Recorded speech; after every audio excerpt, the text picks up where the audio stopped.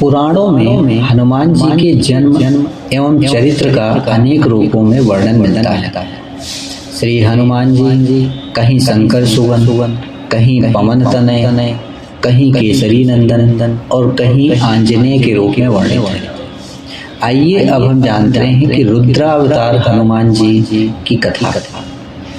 एक समय शंकर भोले बाबा सती भगवती के साथ कैलाश के उत्तम श्रृंग पर विराजमान थे।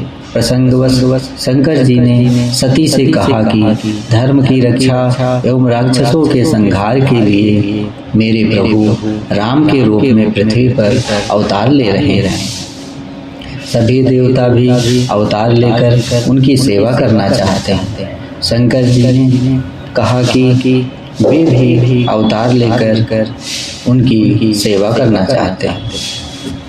तो फिर सती जी ने कहा कि यदि आप अवतार लेंगे तो आपके वियोग में मैं कैसे रह सकूंगी। फिर भगवान का अवतार तो रावण को मारने हेतु हो रहा है। वह आपका बड़ा भक्त है। उसने अपने सिर तक काटकर आपको अर्पण किया है। भला उसको मारने में आप कैसे सहायक हो सकते हैं। भगवान शंकर ने कहा कि मैं एक रूप से अवतार लेकर उनकी सेवा करूंगा और एक रूप से तुम्हारे साथ रहकर उनकी लीलाएं दिखाऊंगा। रह गया तुम्हारा संदेह। तो यहाँ माता सती का क्या संदेह था कि भगवान शंकर की पूजा रावण करता है तो उसको मारने में भगवान शिव भोले बाबा कैसे सहायक हो सकते हैं।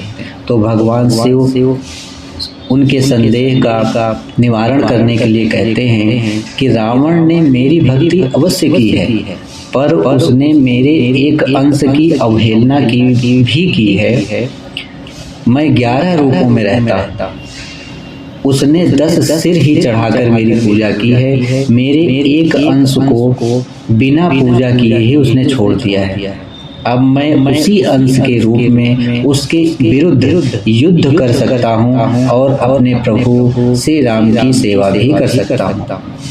मैंने वायु देवता के द्वारा अंजना के गर्भ से अवतार लेने का निश्चय किया है।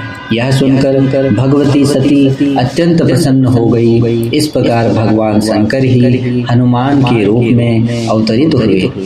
इस तथ्य की पुष्टि पुराणों में भी है। गोस्वामी तुलसीदास ने भी दोहावली 142 में लिखा है, जेहि शरीर रति राम सोई याद रही सुजान, रुद्र देह तजि नेह बस बानर रहे हनुमान। तो इस प्रकार से भगवान श्री हनुमान जी को रुद्रावतार क्यों कहा जाता है, वो रुद्रावतार किस प्रकार से हुए, यह प्रसंग आज हमने यहाँ पे समझा है। इसी वीडियो में हमने ये भी जाना है कि सती जी का जो संदेह था कि रावण भगवान शंकर का पुजारी है, पूजा करता है, तो हनुमान के रूप में अवतार लेके भोले बाबा उसका वध करने में कैसे सहायक